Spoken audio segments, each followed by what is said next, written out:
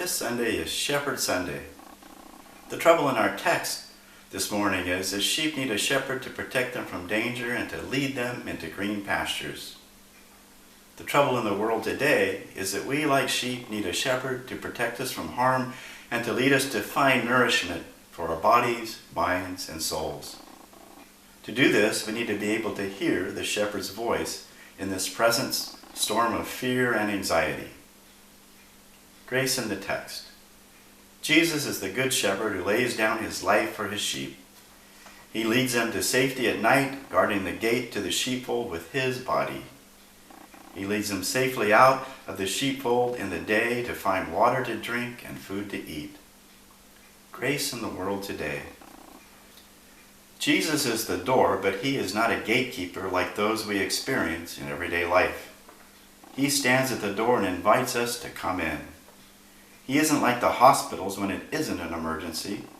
You don't need to fill out numerous lengthy forms with medical history and proof of insurance and then wait for someone to see you. You don't need to send in an application via email and hope you will get an interview with a real person. You don't need to pass a physical fitness, psychological, hearing, vision, or IQ test.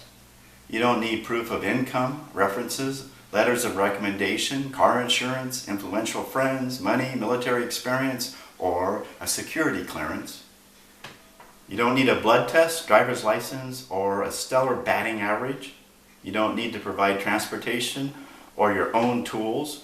You don't need to have precisely the correct education and work experience. You don't need to have a great singing voice or play an instrument. You don't need to be tall or thin, handsome or beautiful, young or mature, artistic or creative. You don't need to be an athlete. You don't need to meet a minimum height or maximum weight requirement. You don't need to be able to run a 4-minute mile, a 10-second 100-yard dash, or be able to leap tall buildings with a single bound. You don't need to be immune to kryptonite. You don't need to be able to drive a car or ride a horse. You don't need to be perfect. Sinners are welcome. All you need to enter the sheepfold is to hear the shepherd's voice and to follow him.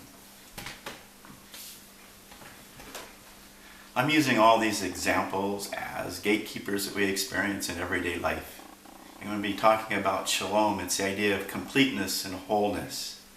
In all these examples, something is lacking. But with God, when we are in God's sheepfold and we're in his peace, we're in this place of completeness. So these are an antithesis. These are anti-examples. So, then if we're supposed to hear God's voice, then how do we hear God's voice? The author Richard J. Foster says that the first time that he heard God's voice, it was a voice of pure love and mercy. I kind of like that. When all else is gone, there is God. We need to get to that place, though, where all else is gone and there is only God. Wesley's mom, she prepared when she had her long sessions of prayer, she'd put a blanket over her head. And everybody in the room, all the children knew that it was time to leave mom alone because she was praying. Well, to prepare the place, we need to find a good, comfortable place to sit down. We need to get comfortable. We need to close our eyes, put our hands out with our palms up. We start from the outside and we imagine a river flowing in front of us. And as thoughts and distractions come into our mind, we gently place those things on the river and watch them float away. The first things that we might see are things that, from the outside, things that would distract us, things that we might want to do. Maybe we want to mow the lawn or do the dishes or so many things that make demands upon us. We'll take those, place those on the river and watch them go by. The next thing would be more intimate, more to the core, the center of who we are. They would be people, people that we would think about, and they would press into our mind and they would distract us from finding that place of shalom, that place of peace with God. As we do that, just place them gently on the river and watch them go away, just for a time. The last thing that we find before we come to that place of shalom is it's ourself, in the very core of who we are. Those thoughts that distract us, that are about us and what we want and where we want to be and things that we want to accomplish in life, take those gently one at a time and place them on the stream. Don't be surprised when they pop up again. Just go back and find those things or those people or or yourself that intrude into that space, and gently place them on the river and watch them go by. When all that's gone, you should find this place. I'm describing it as after everything else is gone, there is an embrace of love and peace. Foster talked about mercy, and he talked about love, but I think too often we equate love with a feeling of rapture, a feeling of that one special person in the room that just takes all of our attention away and we don't see anything else. Certainly that's part of it, but I think there's something deeper in the idea of shalom. In biblical writings, Paul would talk to the people that he wrote to in the different churches, and he would talk about grace and peace. Grace is the Greek greeting, and peace is the greeting of the Jewish people. And that idea of peace is much more than a cessation of conflict, but it's a place of wholeness and completeness in God. I think we can learn much from that expression of grace and peace. Catholic priest at a funeral I was able to attend, he talked about this love as being so intense that our mortal bodies just crumble in the rapture of all of it, and then we're gone to be with Jesus. Not the peace that is a cessation of conflict, but the peace that is shalom, that is completeness in Jesus. This peace is a state of wholeness, a state of completeness. When we find this place of peace in our hearts and souls, a really important thing happens to us.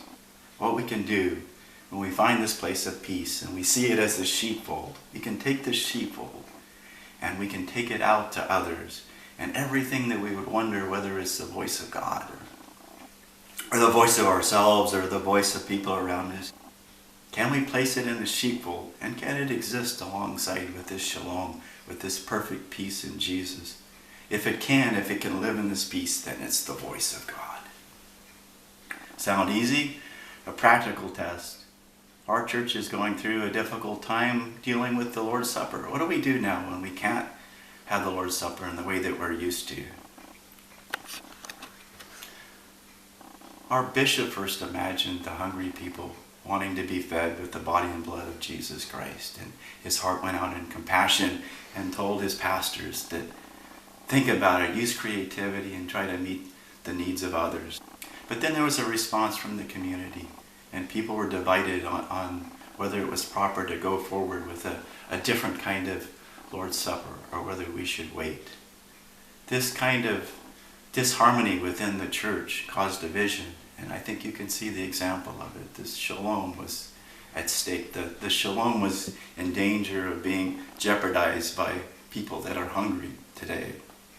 The shalom is endangered by this wanting to be food and life for people to come and experience the Lord's Supper. But if we wait, if we keep our hearts hungry for the sake of the community, we can endure this time when we can't do church as we normally do, but we can wait. We can preserve the shalom, and we can hear the voice of God.